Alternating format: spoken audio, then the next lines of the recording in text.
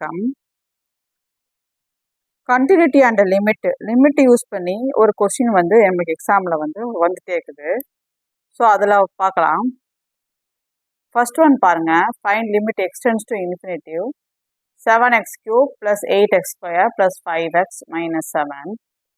இது நம்ம என்ன பண்ணலான்னா இந்த x³ வெளியே எடுத்துடலாம்.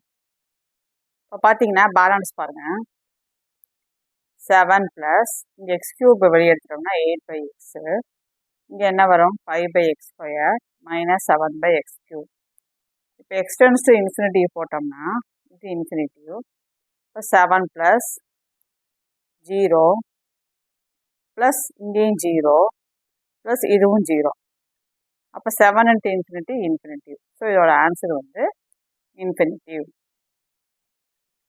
அது செகண்ட் சம் பாருங்க. Limit n → infinitive n + 2 factorial plus n + 1 factorial by n + 2 factorial minus n + 1 factorial. So இதுலேருந்து நம்ம என்ன பண்ணலான்னா இந்த n + 1 factorial காமனாக எடுத்துடலாம். ஏன்னா n + 2 factorial எப்படி பிரிப்போம்? n + 2 n - 1 n + 1 factorial பிரிப்போம் இல்லையா? ஸோ n + 1 factorial காமனாக எடுத்துட்டோம்னா இங்கே மிச்சம் என்ன வரும்? n + 2 இங்கே எதுவுமே இருக்காது, அதனால இங்கே +1 போட்டுருக்கோம். அதே மாதிரி இங்கேயும் n + 1 factorial வெளியே எடுத்துட்டோம்னா இங்கே என்ன வரும்? மிச்சம் என்ன இருக்கும்? n + 2 மட்டும் இருக்கும், மைனஸ் இங்கே எதுவுமே இருக்காது, அதனால 1. இப்போ இது ரெண்டும் நம்மளுக்கு கேன்சல் ஆயிடுது.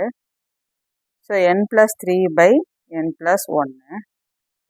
இதில் திரும்ப நம்ம என்ன காமனாக என்ன வெளியே எடுத்தோம்னா இது எப்படி ஆயிரும்? 1 + 3/n ஆயிரும்.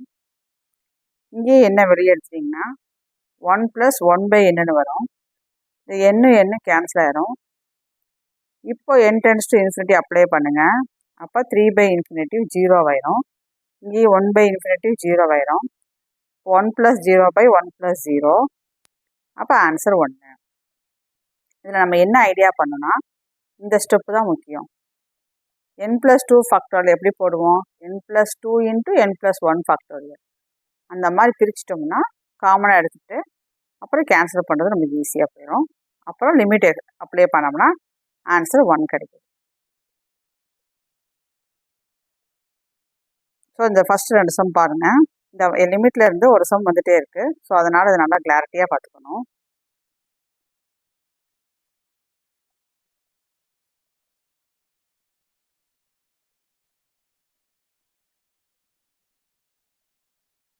Next third sum. Third sum பாருங்க. Limit x tends to infinitive 1 - cos x/x². இதில் 1 - cos xக்கு ஃபார்முலா எழுதுங்க 2 sin² x/2. இது ஃபார்முலா நம்ம 11th 12th படிச்சிருப்போம். 1 - cos xனா 2 sin² x/2 x² அப்படியே வச்சுருக்கோம். அப்புறம் இங்கே எழுதியிருக்கேன் பாருங்கள், இது எப்படி ஸ்பிட் பண்ணுறதுன்னு. இப்போ இங்கே sin² x/2 இந்த 2 இருக்குது, நியூமரேட்டர் 2 இருக்கு இல்லைங்களா, அதை டினாமினேட்டர் கொண்டு வந்துருங்க. இப்போ இது ஃபுல்லாகவே நம்ம ஸ்கொயராக எழுதணும் அப்படின்னா இங்கே என்ன மிஸ் ஆகுது பாருங்கள், sin² x/2. இதே x/2 தான் ஹோல்² எழுதணும்னா ஒரு 2 மிஸ் ஆகுது இல்லையா, அதனால் 2ஆல் டிவைட் பண்ணி 2ஆல் இன்டூ பண்ணியிருக்கோம். இந்த ஸ்டெப் புரிதா பாருங்கள். இது ஃபுல்லாக ஸ்கொயர் ஃபார்மில் எழுதணும்னா இங்கே 4 இருந்தால் தான் ஃபுல்லாக ஸ்கொயர் ஃபார்மில் எழுத முடியும். ஸோ ஒரு 2 குறையிறனால இங்கே ஸ்கொயர் ஃபார்ம் எழுதணும்னா ஒரு 2ஆல் இன்டூ பண்ணால் பேலன்ஸ் ஆகிடும். ஸோ அந்த மாதிரி எழுதியிருக்கோம். அதைத்தான் நான் இங்கே போட்டிருக்கோம். இந்த 2வை நம்ம வெளியே போட்டிருக்கோம், அவ்வளோதான் வித்தியாசம். இது எப்படி வந்துச்சுங்கிறதுக்கு இங்கே எழுதிக்கிறேன். ஸோ இது ½ இன்டூ இப்போ எக்ஸ்டென்ஸ் டு 0 அப்ளை பண்ணோம்னா இதோட வேல்யூ 1. ஏன்னா limit x tends to 0 sin x/x = 1. இது ஞாபகம் வச்சுக்கணும். Limit x tends to 0 sin x/x = 1. அதனால் limit x tends to 0 sin x/x 1. இப்போ 1² ஆயிரும். அப்போ 1/2. ஸோ ஆன்சர் வந்து 1/2. ஓகேங்களா? அடுத்தது ஃபோர்த்து சம் பாருங்கள். Limit x tends to 0 e power tan x minus e power x/tan x minus x. என்ன பண்ணலாம்? e power x வெளியே எடுத்தோம்னா e power tan x minus x போடுவோம், -1.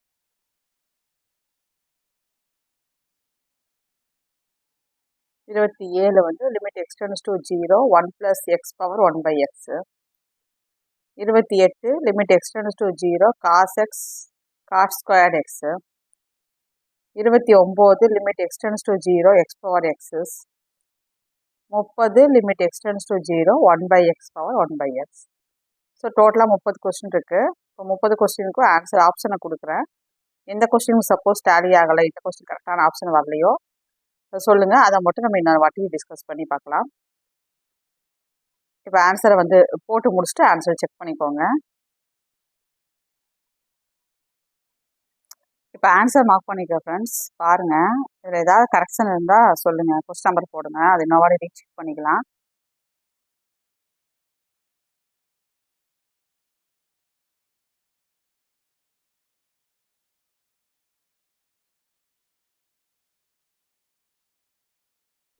ஏதாவது 1-2 கொஸ்டின் ஆன்சர் தப்பாக வந்ததுன்னா சொல்லுங்கள், செக் பண்ணிக்கலாம்.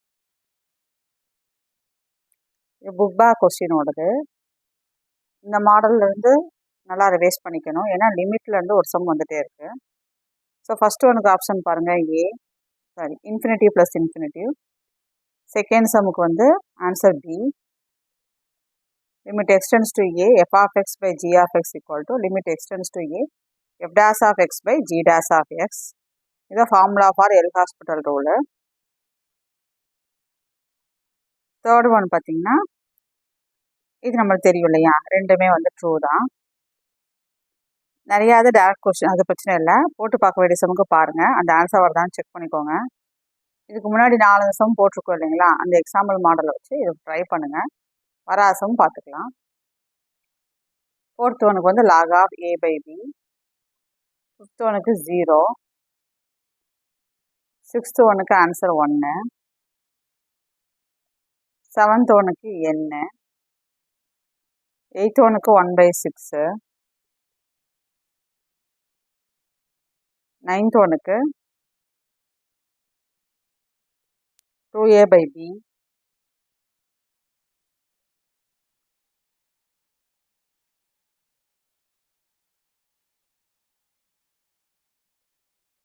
10th ஒனுக்கு இன்ஃபினிட்டிவ். 11th ஒனுக்கு 0. 12th ஒனுக்கு -2. 13th ஒனுக்கும் 0. 14th one 0. 15th one 1. 16th one 0. 17th one 1. 18th one 3/5. 19th one 1/5. 28th ஒனுக்கு 1. 21க்கு 2/5. 22க்கு log a. 23க்கு 0. 24க்கு a. 25க்கு 0. 26க்கு 0. 27க்கு e. 28க்கும் e. 29க்கு 1. 30க்கு 1. So இதெல்லாம் போட்டு செக் பண்ணுங்கள் ஃப்ரெண்ட்ஸ். வர கொஸ்டின் நம்ம இன்னொரு வாட்டி டிஸ்கஸ் பண்ணலாம். எந்த கொஸ்டின் டவுட் ஆகுதோ அதை கொஸ்டின் நம்பர் போடுங்க, செக் பண்ணலாம். தேங்க்ஸ் ஃபார் வாட்சிங்.